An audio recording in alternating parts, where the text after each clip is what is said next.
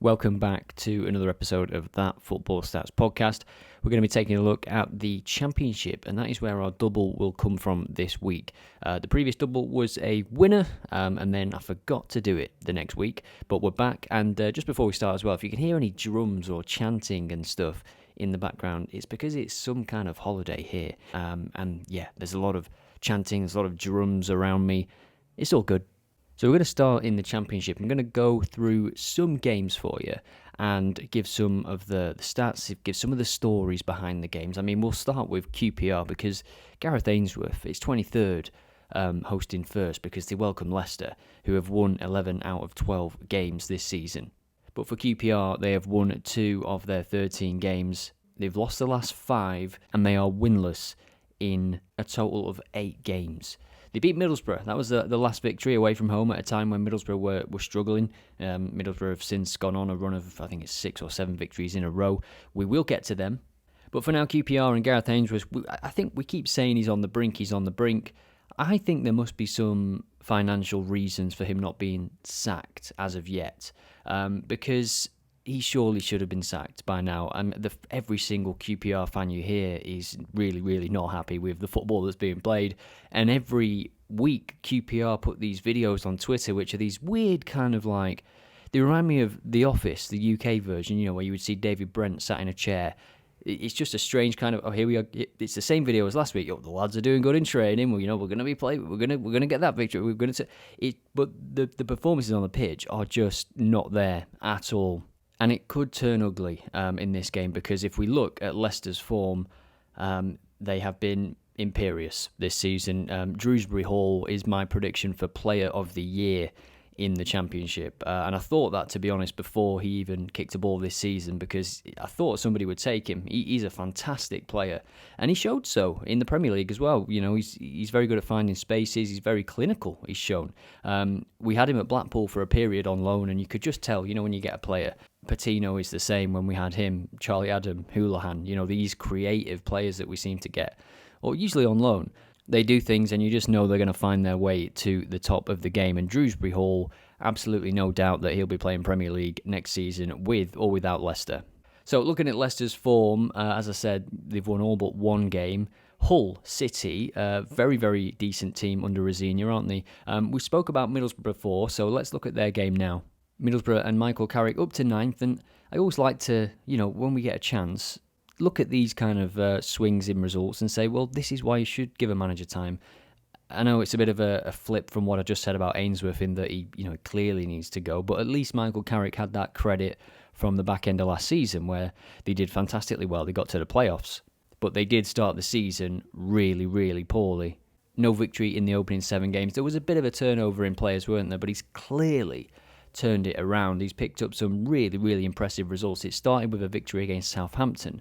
Then they beat Watford away. Then they've beaten Cardiff, who have had decent results recently. Then they went to Sunderland and won 4-0. All of those goals coming in the second half. And interestingly, if you look at the last 4 games for Middlesbrough, each one of them was 0-0 at half-time.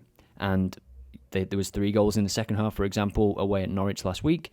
A winner quite late, I think, against Birmingham, but all 4 goals coming against Sunderland in the second half, and both goals against Cardiff too in the second half. So that could be something we look at potentially for this double that we're going to do for the Championship. I've not formulated it yet because I'm just looking at the fixtures and recording as I see the data, just to give you a sort of an idea for how I do research, basic research, but just reading the stats, looking at the different sections on odd alerts. And with that, let's move to a game that does interest me as well. Also at 3 o'clock, Hull City hosting Preston. Preston were the team that everybody was talking about at the start of the season, weren't they? It's interesting that you've got these teams that they started really poorly, no wins in 6-7 games, and now they can't buy a win. It is now 6 games without a victory for Preston after going 8 games unbeaten at the start of the season. That is a pretty good start. It still has them sitting 4th, of course, 1.69 points per game they have picked up. They've scored in the last 3 games despite not winning. They've actually scored 2 or more in a couple of those games. All of those games ending with BTTS. So they're in good scoring form. Maybe they're missing a defender or something because there's a clear difference in their defence at the moment from the start of the season. And I would say Preston over the last 18 months, they've been a very good defensive side. Even the start of last year, they had so many draws last year, but there were so many times where they would just keep a clean sheet, win 1-0 at home. They were pretty tough to beat, but at the minute, it looks like teams are scoring against them. And if we look at Hull City's home form, they have won once, and it was on the opening day against Sheffield Wednesday, who sit rock bottom. So Hull City, actually, whilst they are hard to beat, if you look at some of those results, they've not won in 5, but there is 4 draws there. And in the last 5 at home, only Southampton have come and scored more than once. So if we look at Preston's away form, they've scored in all but 1 game. So this one could be interesting. Hull City still sitting 8th, so you imagine their away form, if we just take a look at it, it is very, very good. They've only lost once on the road this season, and that was to Ipswich, who we will get to right now. McKenna doing a fantastic job at Ipswich. I always thought, I still do think they'll peter off a little bit. I don't think anyone will keep up with Leicester, but at 2.58 points per game, they've only lost once, which was a high-scoring defeat at home to Leeds United.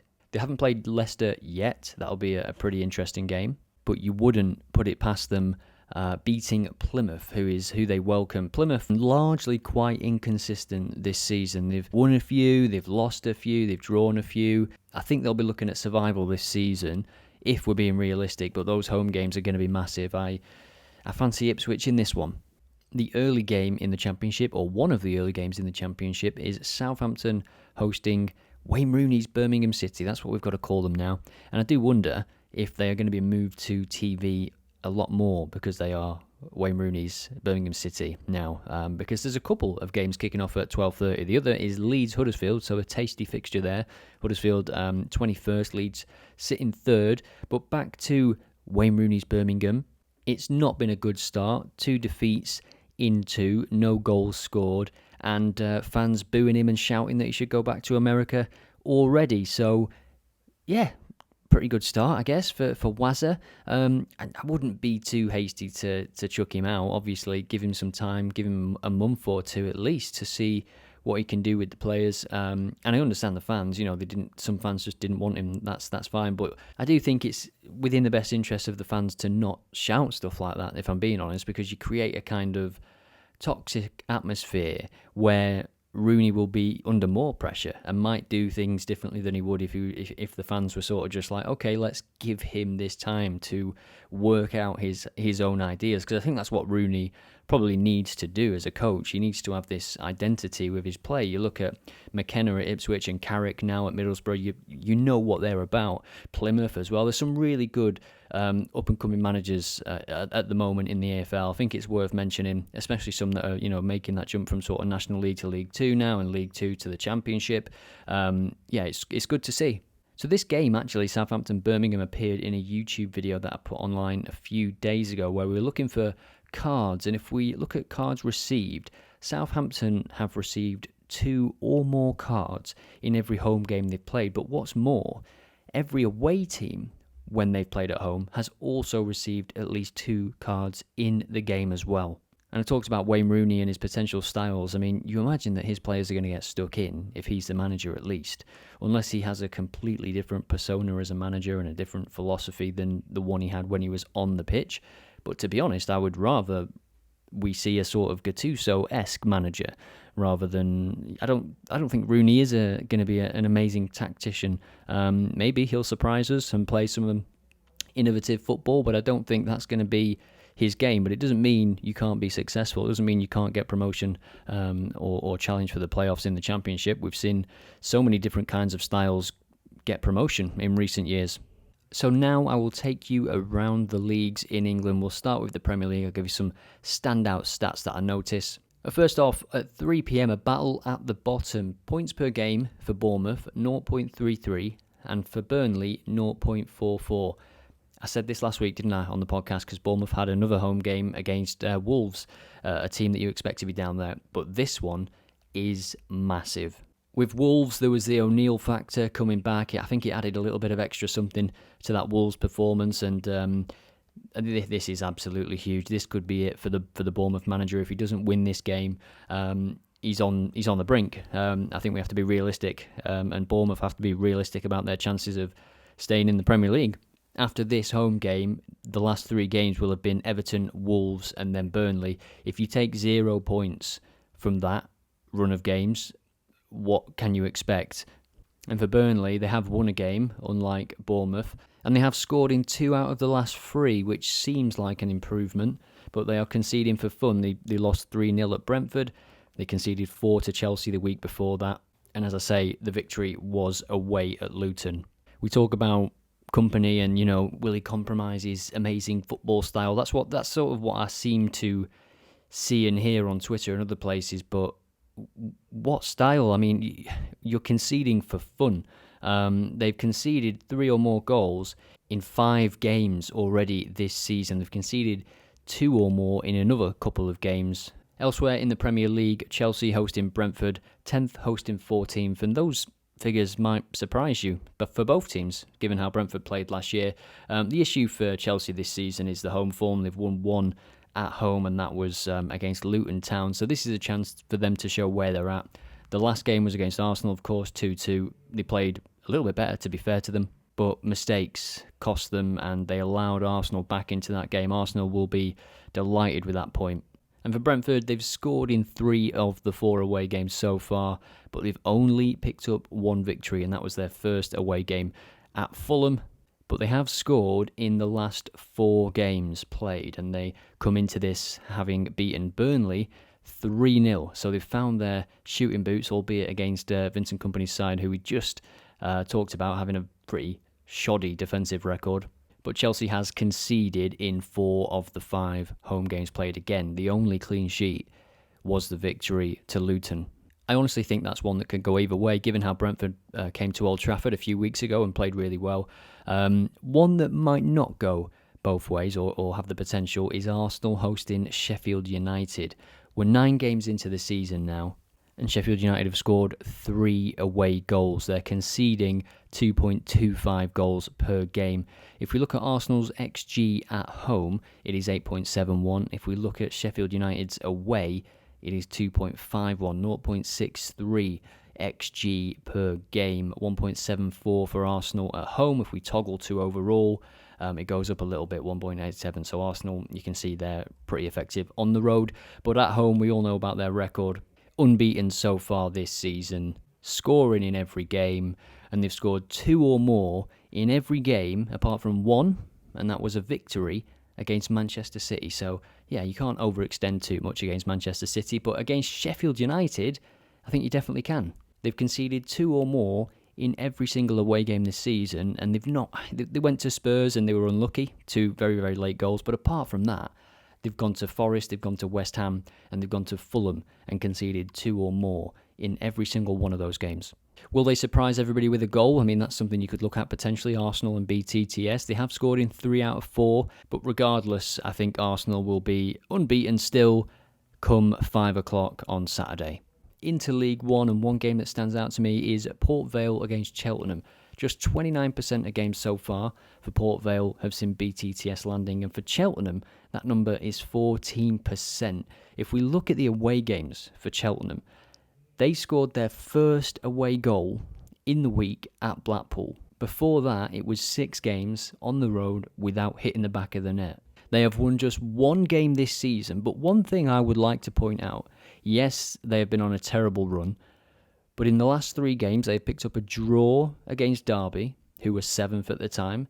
Then they've beaten Cambridge at home, and then they've gone to Blackpool, who were 7th at the time, and they've scored 2 away goals. Blackpool, a team heading in the right direction now as well, by the way. And whilst you can look at the overall stats, it's always important to dig into the individual fixtures just to see if there is this turn in form. And whilst it was that very, very low BTTS percentage that got me into this game, you have to then have your mind open to explore other avenues. It was good and then it was bad in terms of Port Vale's form at home. They won the opening 3 games, all by a score of 1-0, and then they've lost the next 3 games. And the last couple of games, all at home, by a score of 1-0. So narrow games apart from a 2-3 defeat to Burton Albion. So there are these sort of anomaly games in there, and I'm wondering if this could be one of them, given the turnaround from Cheltenham. Are Cheltenham going to score in this game? Are they going to continue that run of scoring in 4 games out of the last 4? Let's see what the weekend brings. Another potential BTTS option is Blackpool.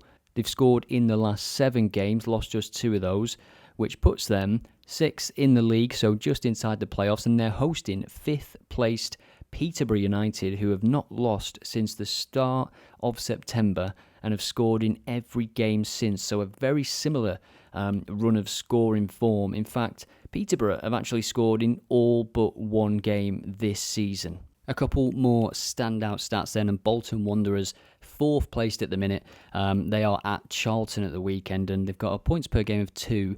And I wanted to just note their scoring average, 1.92 goals per game. So they're doing really well. In fact, only Barnsley, who are 3rd, have a better goal scoring average of 2.07 goals per game. And they are hosting Fleetwood Town, who are 22nd, and have scored just 0.77 goals per game this season.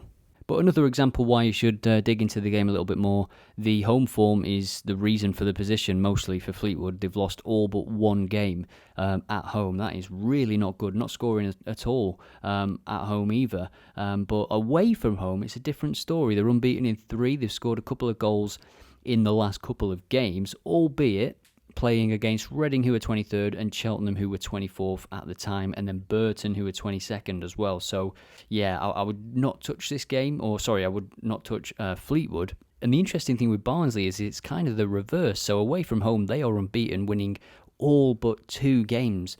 And at home, they've lost 4 out of 7. So a really interesting matchup there in League One in how those teams are playing.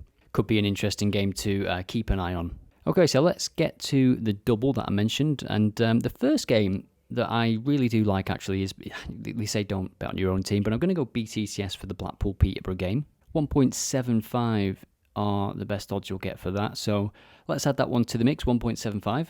And what can we pair with that becomes the next question. Ipswich Town, is that the obvious home team to go for in this double? I never like to bet on a game where the manager is under such intense pressure, because you never know that a performance can come from anywhere.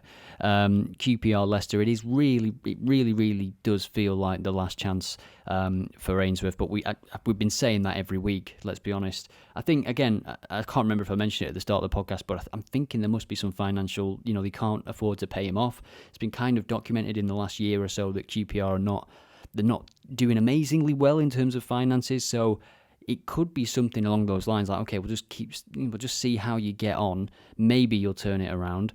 And there might not be that candidate out there at the moment that they can just bring in. So Ipswich, 1.36. I'm not going to add that. I want to try and bump up the odds a little bit. So the second leg of this double, we've got Blackpool BTTS, and we're now going to have Middlesbrough to score in the second half, 1.44. So we're going to add that to the bet.